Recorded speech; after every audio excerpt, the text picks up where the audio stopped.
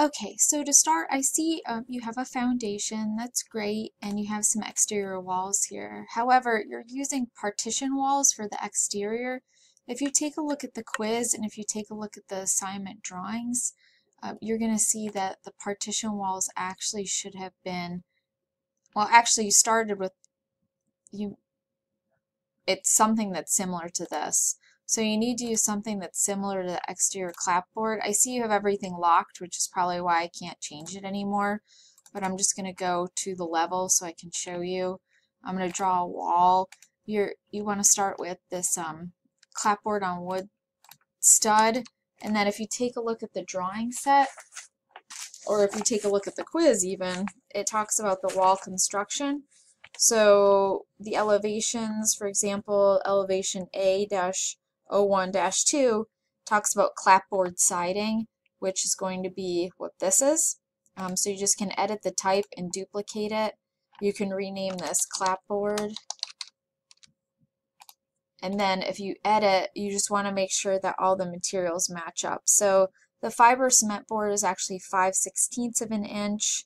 There is a metal spacer in here, so you need to insert another layer, and that is going to be a substrate, and this is going to be metal spacer. You can also put in mesh there. Then you have 1/2 inch sheathing, so you need to change the size of the sheathing. It's a 2x6 wall, so this is 5.5, that's fine. And then 1/2 inch gypsum board, excuse me, so that's fine. So you need to change up some of the thicknesses and materials that are inside this wall type. And once you're done with that, you'll say OK, and then it will make those changes, and you want to apply all those changes to the exterior walls of your building. You have some odd views going on in here, which makes me think you did not start with a residential template. The residential template was up here, File New. You just browse for the templates, and then you should see Residential Default, and you say Open. So I did post this in the Ask the Class forum, and now these are the proper views that you should start with. So you may want to copy and paste your project into the proper template so that you have all the correct views.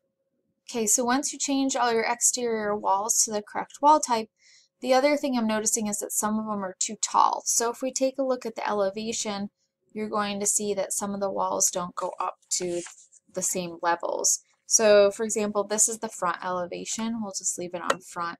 And you would see that this front room right here, that this only goes up to a level called bottom floor framing elevation. Now you don't have to name it that. You can name it something else that works for you. But what you need to do is you need to make sure that level is present, because that's how we constrain information. So you have some odd level names in here, but you need one that's called, that at least goes up to that 9'1", which shows on the front elevation. I'm looking at, actually, just to help you. How about I go back to the north elevation? I'm going to pause for a minute. I'm going to show you the drawing. Okay, so now I'm going to go to that elevation again. Here we go. So here's the front elevation. So if you look, we have a line here that's the entry-level subfloor. You could call it first floor. You could call it level 1. But then 9'1" above that, that's where this wall stops. And this wall right here, if you'd have to look back on the floor plan, is related back to, oops, sorry, the living room. So this is the living room and the front entryway. Okay, so it's that wall, the living room and front entryway. I'm going to go back into 3D because it's a little easier for me to understand. So the height of this wall should only be up to 9'1". So you could do a couple different things. I like you to attach them to levels, but you can also use the base offset here, and you could tell it to only go up to 9'1". If you do make a level,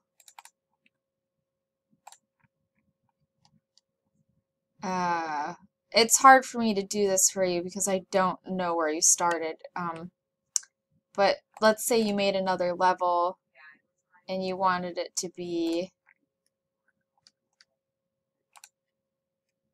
at 9'1".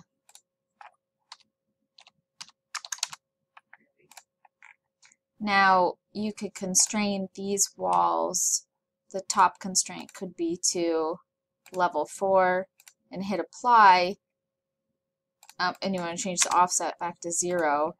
And now the wall would be constrained to the proper height. So if we look in 3D, this wall should be only at 9'1". Okay, so make sure that those levels, the purpose of these is for you to be able to define the heights of the building. So it's to define the height of each space.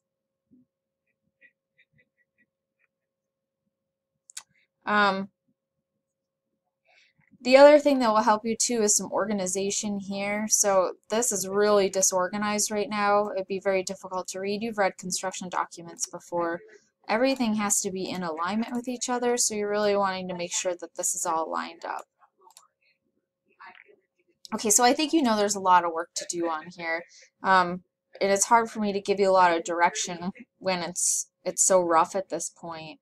But what I can say is, again, make sure you change those exterior building materials. Make sure that you're setting up the levels so they make sense to you and you're attaching the heights. That you put a roof on this thing. I do see you have some interior walls in here. It's okay for the interior walls to be the partition walls, that's fine. I see you have some stairs going on and that you've started to put the windows in, but there's a lot more work to do. You need to make the model more complete, and then in addition to that, there's the next steps of annotating the model. Please reach out if you need to do a video session for specific questions, or you can always post some things to ask the class, but make sure you're referring back to the drawing set and the quiz that we took to see what types of walls you should be using, how the roof is constructed, etc. Okay?